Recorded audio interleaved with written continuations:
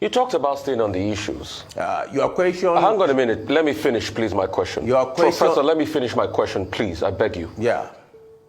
You talk about staying on the issues. Yes, I'm interjecting you because I'm not even hearing you well. Please rephrase your question like just a question, not an implied questions.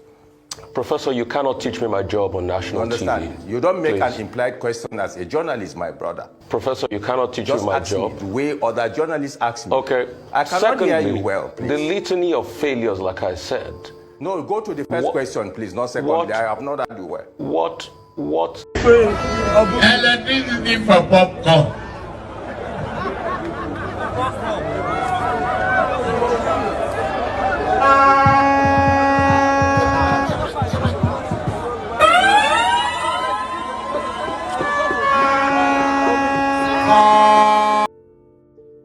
See, the two clips you just watched is a clear-cut indication of the kind of people following Tinubu suspended brain. That's the fact. Most of the people following Tinubu have suspended their brain. They are catching cruise and inshallah. They're just there, just enjoying the time. And whether I like it or not, this is the reason why a lot of people support the guy.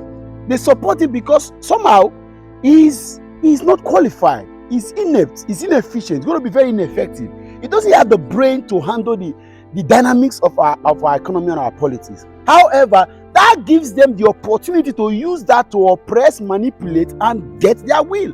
And that's why people do not support brilliant people. Go and check. Why are Nigerians more comfortable picking people who are of lesser economic value, say people of deep poverty, to use as house help and housemates in their home, so they can.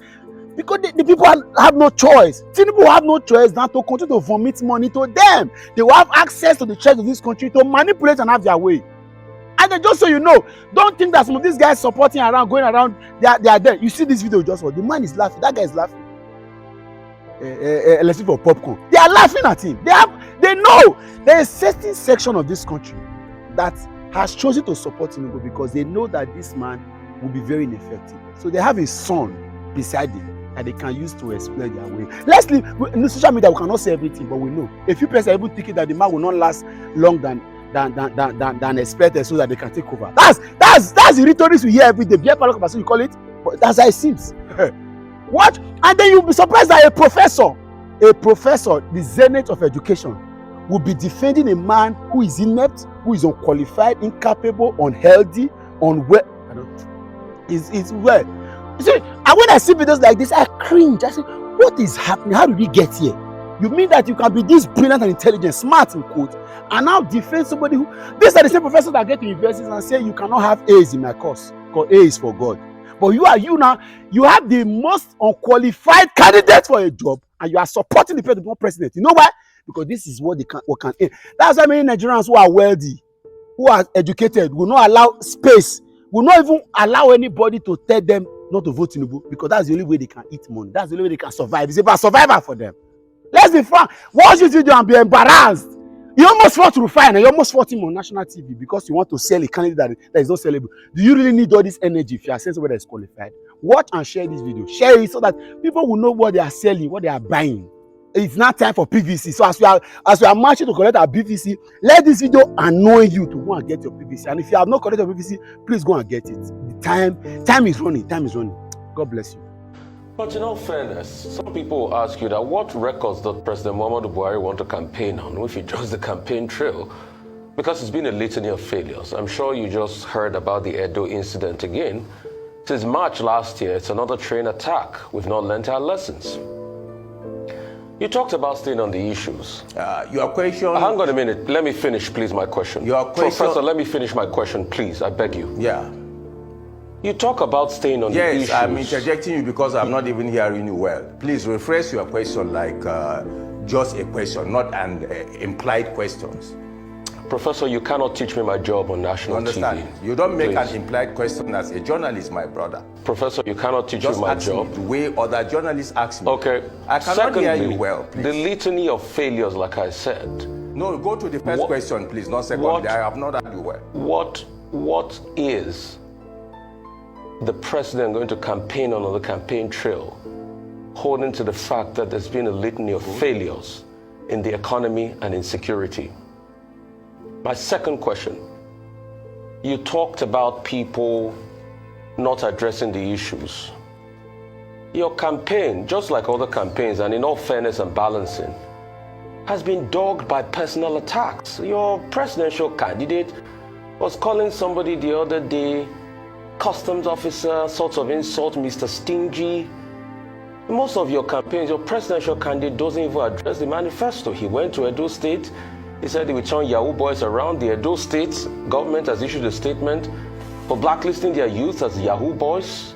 And it's just been abuses. Your presidential candidate said another candidate will labor in vain. And, it's just been a litany of abuse. So I've not heard anything in the way of manifesto by your political party. So I'm shocked that you're saying that people are not staying on the issues when your party doesn't stay on the issues. My brother, let me answer your amplified campaign for opposition, because your questions, I've been watching you for over time. Most of your questions, they are like campaign against APC. When you said comparatively, PDP was in power 16 years, and there is a comparative analysis. If you say we never had it this worse, that means we have to go back and see how we inherited the government, what we have done. You are talking about insecurity. You and I know how this country was. Even in your studio, I must be searched for people to come. Your crew that are here, before they pass my gate, they must be searched with some mental detectives apparatus. Now, let's go back to BBC report of 2004. Between Kaduna and Plateau, 50,000 people were killed. This is BBC report that I'm just giving you. Now, you see violence or crime in nature. You see, if people decided to come here, or any criminal that decided to attack me here, no security can stop him. Why? Because it's the ability of that security to arrest that person. And I think in that Edo, I read that one person was arrested, some people were rescued. And again, if you say what this government have done, I don't have to tell you, or I don't have to, let's look at it this way. In terms of infrastructure, you are a journalist, you can bear witness what this government have achieved. Okay, so moving on from there, I would also like to ask you this. You talked about your manifesto, and you talked about the fact that, yes, you've been campaigning hard, people on the grassroots, about your manifesto and all of that, which is good, which is a good way to campaign. But why is it that your candidate just spends all the time to abuse other candidates? Nigerians want to hear the issues, not abuses. Why is that the case? I think I have replied you. I have seen the candidate of one party, Atiku Abubakar, where he said that he stopped our candidate from bringing drugs into this country.